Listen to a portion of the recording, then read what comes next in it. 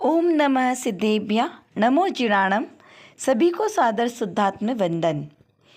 आज सोनगढ़ संदेश में हम देखेंगे कि पूज्य गुरुदेव श्री के वचनामृत के 190 बोल के आधार से आज का यह संदेश है।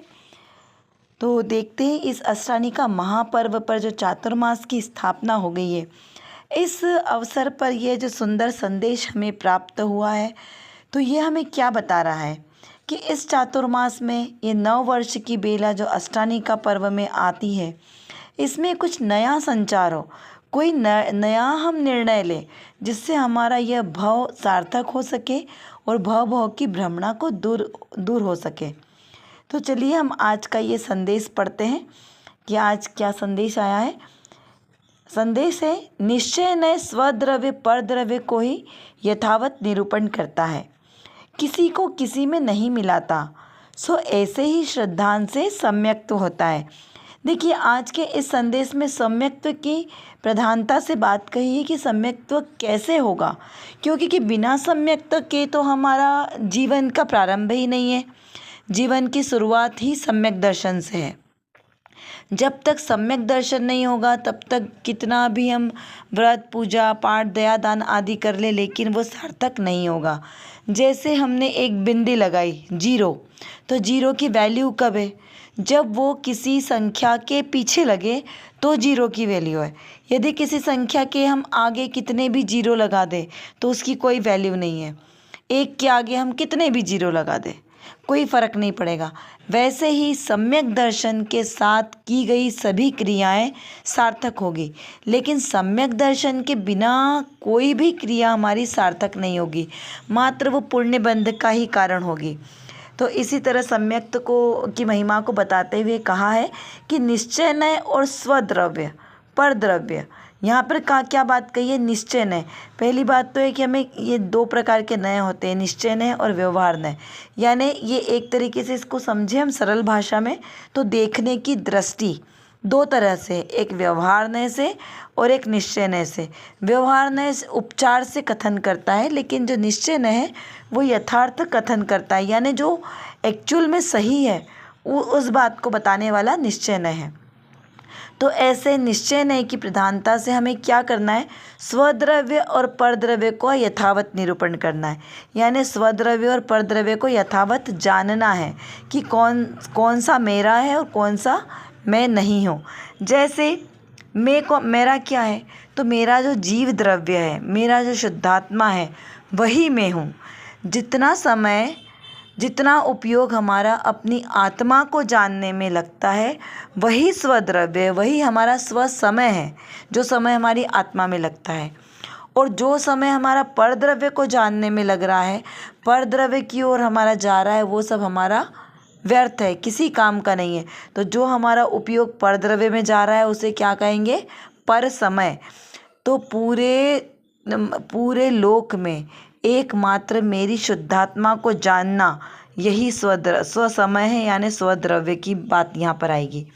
और परद्रव्य इसके अलावा जो कुछ भी है, जो कुछ भी हमें आँखों से दिखाई देता है, ज्ञान में आता है, स्पर्श इंद्रिय से जानने में आता है, 5 इंद्रियों को घटा लेना, ये सब क्या है? परद्रव्य। तो यहाँ पर स्वद्रव्य और परद्रव्य को यहाँ पे हमें भेद करके जानना है कि कौन सा स्वद्रव्य है और कौन सा परद्रव्य है। तो जब हम इस बात का निरंतर भेद ज्ञान करेंगे, प्रज्ञा छैनी से बराबर हम स्वद्रव्य और परद्रव्य को भिन्न भिन्न करेंगे, तो हमें सम्यक दर्शन की प्राप्ति होगी। क्योंकि सम्यक दर्शन का क्या मतलब है कि जब जो श्रद्धा अपने यथार्थ स्वरूप को जाने तो सम्यक, जो श्रद्धा अपने यथार्थ स्वरूप को जाने तो सम्यक्त, यानी मैं शरीर नहीं हूँ, मैं कौन हूँ? आत्मा हूँ, एकमात्र जीव द्रव्य चेतन द्रव्य हूँ। जब ये प्रतीति आएगी, इस पर हमारी सच्ची श्रद्धा होगी, तो ये हमारा स्वद्रव्य हुआ कि स्वद्रव्य का श्रद्धान किया। और परद्रव्य का श्रद्धान यानी इस शरीर को मैंने अपना माना, ये शरीर मेरी आत्मा से अत्यंत भिन्न है, लेकिन उसको अपना मानना, ये हुआ परद्रव्य। तो ऐसे स्वद्रव्य परद्रव्य का भेद ज्ञान करना ही सम्यक दर्शन है। तो इस प्रकार हमने सम्यक दर्शन का स्वरूप समझा। चलिए अब हम आज की रत्न कणिका देखते हैं। आज की रत्न कणिका बहुत ही सुंदर, इसका विवेचन किया गया है। ये प्रथमानियों के बहुत ही सुंदर ग्रंथ श्री भगवती आराधना जी के आधार से लिया गया है। और यह जो ग्रंथ है यह आचार्य शिव कोटि मुनिराज के द्वारा विरचित है, जिसमें समाधि मरण का बहुत ही सुंदर वर्णन किया गया है। तो देखिए आज का इसमें हम पढ़ते हैं विषय की क्या है। यहाँ लिखा है, जीव के लेश्याओं की शुद्धता परिणामों की शुद्धता से होती है और परिणामों की शुद्धता मंद कषाय के धारकों को होती है और बाह्य परिग्रह के अभाव से कषायों की मंदता होती है। देखिए हम इतने को समझते हैं कि यहाँ पर क्या बात आ रही है, लेश्याओं की बात आई है और कषायों की मंदता की। जो लेश्या कषाय से अनुरंजित जो योग अपनी आत्मा का परिणाम है उसको क्या कहा, कषाय। ये मैं आपको एकदम सरल भाषा में बता रही हूँ।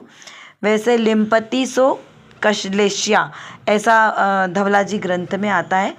यहाँ पर हम सरल भाषा में समझेंगे कि जो जीव के परिणाम हो रहे हैं उसमें जब जीव के जितने शुद्ध परिणाम होंगे वो उसकी लेश्या कैसी होगी, शुभ लेश्या। क्योंकि लेश्या भी दो प्रकार की है, शुभ लेश्या और अशुभ लेश्या। तो शुद्ध परिणामों से जो उग्रता को लिए लेश्या होगी वो सारी शुभ होगी, लेकिन जो कषाय सहित जो परिणाम होंगे अशुद्ध परिणाम वो सब कैसे होंगे, अशुभ लेश्या। उसमें तीव्र कषाय होगी और मंद कषाय से उत्तरोत्तर जो लेश्या बढ़ेगी वो शुभ बनेगी। और जो इसके लिए सामग्री कहाँ की आएगी, बाह्य परिग्रह का अभाव। यानी जितना हमारा परिग्रह होगा, जितना हमारे उपयोग की चंचलता होगी, उतनी ही हमारे परिणामों में कलुषता आएगी। अब यहाँ पर उदाहरण दिया है कि जैसे अग्नि ईंधन से बढ़ती है, ईंधन बिना बुझ जाती है, वैसे ही कषाय परिग्रह से बढ़ती है, इच्छा बिना शांत हो जाती है। फिर कहा, जैसे जल में द्रह में गिरता हुआ पत्थर वह शांत कंदर्प को भी शोभ रूप कर देता है, तैसे ही जीव के दबी हुई कषाय को परिग्रह है वह उदीर्णा शीघ्र उदय को प्राप्त होती है। इसका अर्थ इस प्रकार से लेना है, बहुत ही सरल उदाहरण यहाँ पर लिया है कि अग्नि जैसे कब बढ़ती जाएगी, जब उसमें हम ईंधन डालेंगे तो वो तेज बढ़ती जाएगी, लेकिन अगर ईंधन नहीं डालेंगे तो वो बुझ जाएगी। तो वैसे ही जो ये कषाय है ये काय से बनती है, परिग्रह से। परिग्रह यानी इच्छा। तो जितनी हमारी इच्छाएं होती जाएगी उतना हमारा परिग्रह बढ़ेगा और उतनी ही कषाय बढ़ेगी।